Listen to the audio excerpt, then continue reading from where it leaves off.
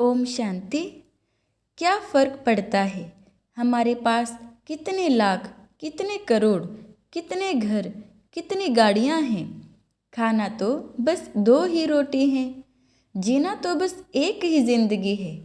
फ़र्क इस बात से पड़ता है कितने पल हमने खुशी से बिताए, कितने लोग हमारी वजह से खुशी से जिए, कितने लोगों की हमने दिल की दुआएं अपने जीवन में कमाई।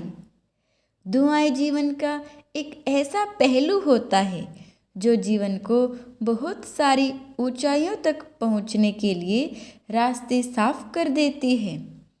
मैं आपको कुछ पंक्तियों द्वारा समझाना चाहती हूँ कि जीवन का आधार क्या है।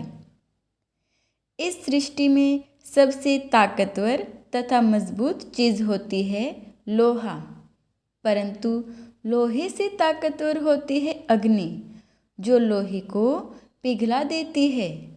अग्नि से ताकतवर होता है जल, जो अग्नि को बुझा देता है। जल से ताकतवर होता है इंसान, जो जल को पी जाता है। इंसान से ताकतवर होती है मौत, जो इंसान को ख़त्म कर देती है। और मौत से ताकतवर होती हैं दुआएं, जो मरते हुए इंसान को भी बचा सकती हैं। दोस्तों, यदि जीवन में दुआएं हमने कमाई हैं तो जीवन सच में बिल्कुल हल्का हो जाता है। किसी भी प्रकार का कोई बोझ मन में नहीं होता है। जिस प्रकार से मनुष्य अपनी परछाई को कभी नहीं पकड़ सकता है, वह जब स्वयं आगे बढ़ता है तो उसकी परछाई भी स्वयं उसके पीछे पीछे आती है।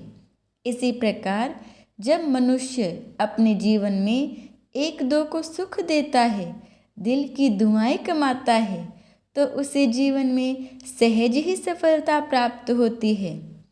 मैं आपको अपने जीवन का एक छोटा सा अनुभव सुनाना चाहती हूँ। यह बात उन दिनों की है जब दिन हल्के हल्के गर्म होने लगे थे।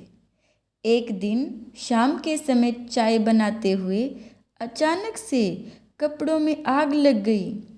मैं स्वयं बहुत घबरा गई थी। पहले मैंने अपने आप कोशिश की कि आग बुझ जाए, परंतु कोई फ़ायदा नहीं हुआ।